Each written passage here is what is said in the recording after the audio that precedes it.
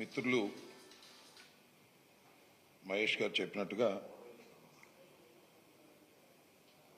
పల్నాడు జిల్లాకు చెందిన మాజీ శాసనసభ్యులు రామకృష్ణారెడ్డి గారు నిన్న కొన్ని అనివార్య పరిస్థితుల్లో అరెస్ట్ కావాల్సినటువంటి పరిస్థితి ఏర్పడింది. కోర్టులో బెయిల్ కోసం యాంటిసిపేటరీ బెయిల్ కోసం ప్రయత్నం చేస్తే చాలా విచారణ తర్వాత యాంటిసిపేటరీ బెయిల్ను తిరస్కరించడంతో రామకృష్ణారెడ్డి గారిని అరెస్ట్ చేశారు. రామకృష్ణారెడ్డి గారు కూడా స్వచ్ఛందంగా లొంగిపోయి అరెస్ట్ అయ్యారు. తర్వాత కోర్టులో ప్రొడ్యూస్ చేయడం జరిగింది. దీన్ని మేమందరం ఇవాళ కలిసి కొన్ని విషయాలను ఆంధ్ర రాష్ట్ర ప్రజలకి, పలనాడు ప్రాంతానికి చెందినటువంటి పౌరులకి కొన్ని విషయాలను చెప్పాలనే ఉద్దేశంతో మేమందరం కూడా ఇక్కడ సమావేశమయ్యాం. రామకృష్ణారెడ్డి గారు సుదీర్ఘకాలం నుంచి ఆ నియోజకవర్గంలో గెలుపొందుతూ వచ్చారు. మా పార్టీ అధికారంలో ఉన్నప్పుడు గెలిచారు, అపోజిషన్లో ఉన్నప్పుడు కూడా గెలిచినటువంటి ప్రజాదరణ కలిగినటువంటి నాయకుడు. వరుసని కంటిన్యూస్గా 4 times గెలవటం జరిగింది. ఈ ఎన్నికలకు ముందే 2-3 సంవత్సరాలకు ముందే ఒక భారీ ప్లాన్ని చంద్రబాబు నాయుడు గారు తీసుకొచ్చారు. ఏ విధంగా అయినా సరే ఈసారి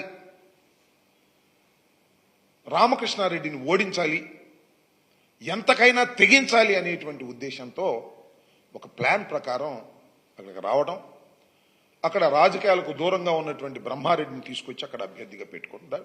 అది వారి స్వేచ్ఛ, మేము కాదని అనను, కానీ ప్రజలు అర్థం చేసుకోవాలని మనవి చేస్తున్నా.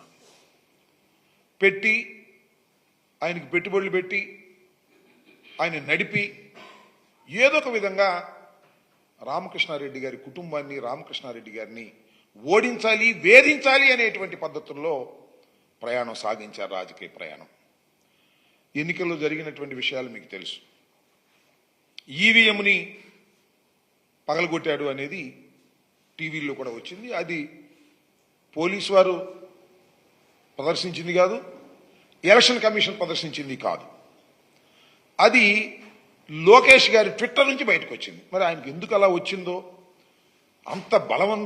అంత శక్తివంతం ఎలా వచ్చిందో లోకేష్ గారికి నాకైతే అర్థం కాల. నాకే కాదు, ఎవరికీ అర్థం కాదు. ముందు ఆయనకు వచ్చింది అది విజువల్, దాన్ని ట్విట్టర్లో పెట్టారు. ఆ ట్విట్టర్లో పెట్టింది చూసి కేసు పెట్టారు. ఈ కేసు అనేది it is pure bailable case.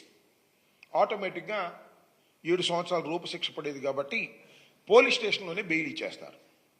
అలా ఉండటానికి వీల్లేదు.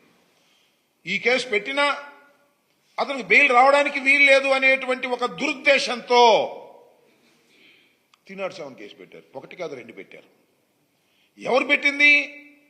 ఒక పోలీస్ ఆఫీసర్ కంప్లైంట్ మీద పెట్టారు. ఆ పోలీస్ ఆఫీసర్ ఎప్పుడు కంప్లైంట్ ఇచ్చాడు? ఇన్సిడెంట్ జరిగిన 9 రోజులు కంప్లైంట్ ఇచ్చాడు. 9 రోజుల తర్వాత కేసులో పెట్టారు. What is this? అర్థం కావట్లేదు. ఇట్స్ ఫ్యాబ్రికేటెడ్ అని. సంఘటన జరిగితే ఆ సంఘటన జరిగిన తక్షణమే నన్నో లేకపోతే సంబంధిత రామకృష్ణను ముద్దాయిగా పెట్టి కేసు రిజిస్టర్ చేస్తారు.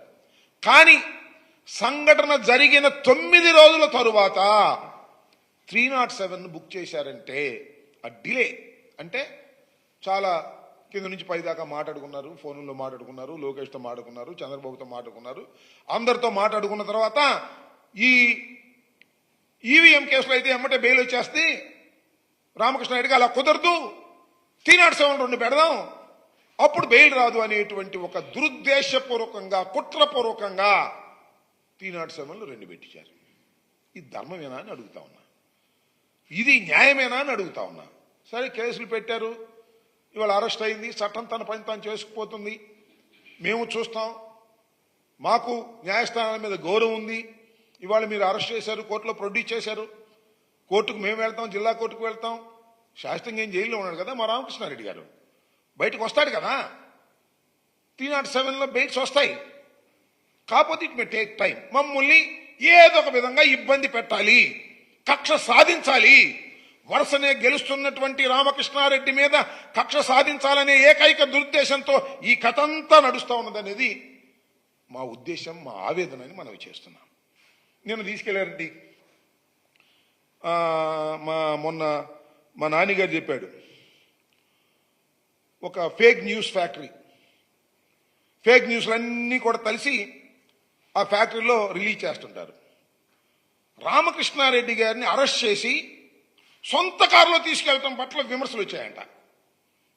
రామకృష్ణారెడ్డి గారిని అరెస్ట్ చేసింది ఎప్పుడైతే బెయిల్ రద్దయిందో పోలీసు వారు, అయ్యా నువ్వు పోలీస్ స్టేషన్కి రమ్మన్నారు, గౌరవంగా మా రామకృష్ణారెడ్డి గారు తన సొంత కారులో పోలీస్ స్టేషన్కి వెళ్ళారు. వెళ్ళిన తర్వాత అరెస్ట్ చూపిస్తారు, అరెస్ట్ చేసి తీసుకెళ్ళలేదు, అరెస్ట్ చూపిస్తారు.